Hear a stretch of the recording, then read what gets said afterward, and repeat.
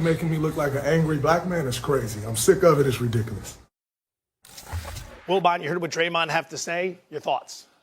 I don't know what that was in response to. I don't know what the question was. We have no context. I don't believe it had anything to do with the technical foul. I don't know that. But we know there was an incident where a fan was thrown out of the arena because of what he said to Draymond, or at least in the vicinity of, while Draymond was on a bike, stationary bike, trying to stay warm as players do. We don't know. There's too much we don't know.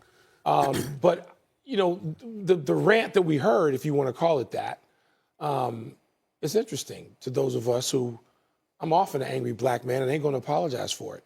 More mornings than not, I wake up that way. So good for Draymond that he doesn't want to be portrayed that way. Good for him. I don't mind being portrayed that way because I am that way often. But historically, this is a thing that has to be dealt with, has to be, you know, dealt with, accepted, rejected, whatever you do to position yourself and what you believe. And so Draymond Green, I'd like to hear him.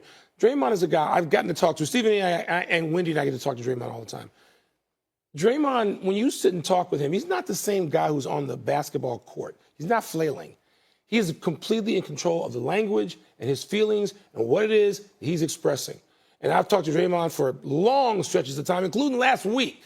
So I'd like to find out what happened on that bike that caused that reaction. I don't have any reaction other than that, because anybody who fits the description of black man in America who was older than 17 has had things that trigger a response that may sound very much like that, if not identical. I get it, and I'd like to find out what triggered it. I don't have the context or understanding of the words, so I'm going to focus on the actions. Focus on the actions that happened on the court. He's played 9 games this playoffs. He has 5 technicals and 2 flagrants. Okay, he was fortunate, although if you talk to people in the league, one of the things that drives them crazy is how what Draymond gets away with after he gets called for a technical.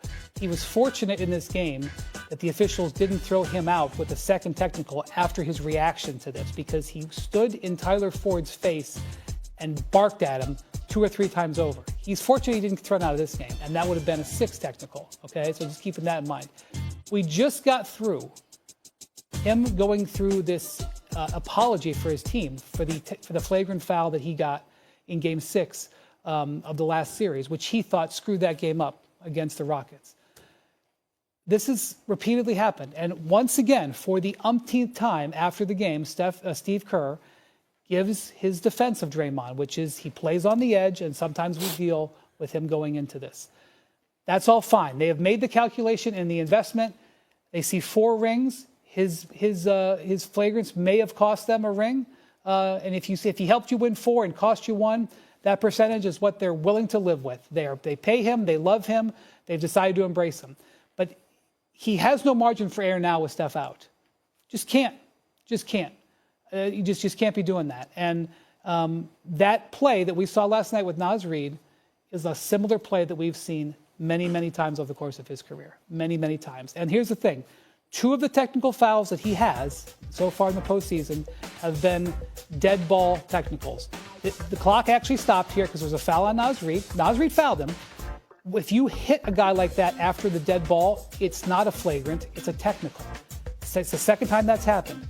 Had those been flagrant fouls, he'd be suspended because he would have enough flagrant foul points. So he is riding right on the edge in a moment where the Warriors are desperate for anybody to be there. Any words he has going forward, whatever happened to get him to say that after the game last night, it seems like it was very unfortunate.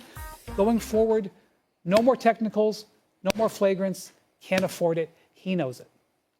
Stephen A. There's 2 points. There's 2 points to address here. I'll get to the other stuff Wendy just alluded to later. First order of business is him being portrayed as an angry black man.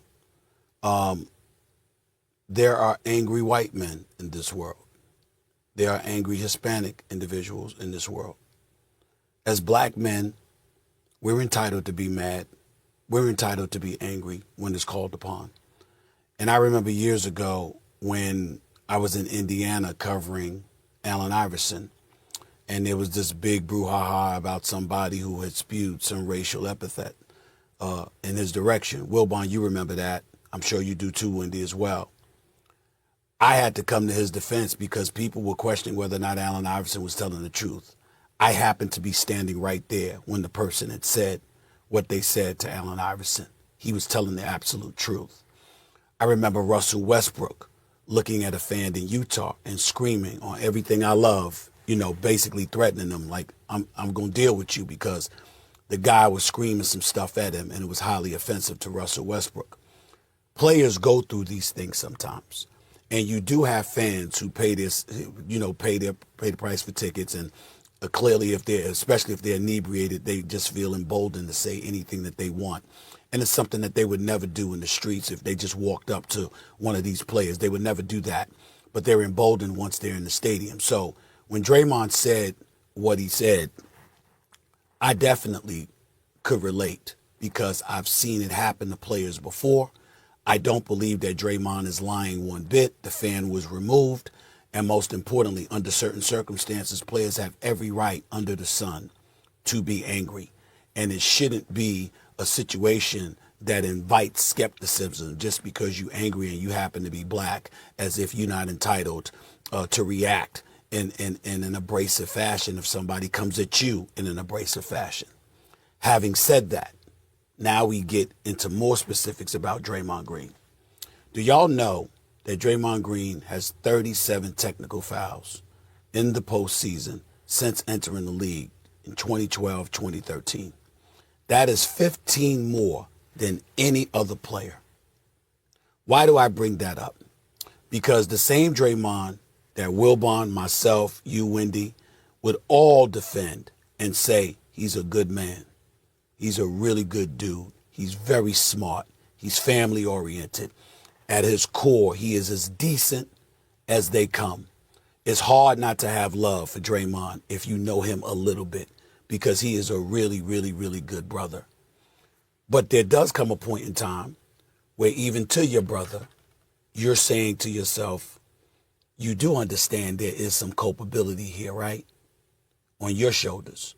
When the stuff happened with Nurkic, Kevin Durant, your teammate, I jumped all over Kevin Durant when Kevin Durant said, I hope he gets the help he needs, because I knew people were going to pounce on that to attach something more to Draymond that extended beyond the court of basketball. And I thought that his former teammate, Kevin Durant, should have been sensitive to that.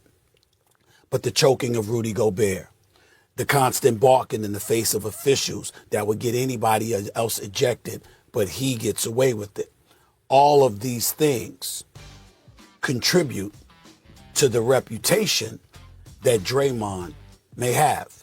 And it's inescapable. And telling him that shouldn't invite the level of vitriol he might come back at you with. There's a difference between condemnation and simply pointing out, yo, bro, we're trying to help you here.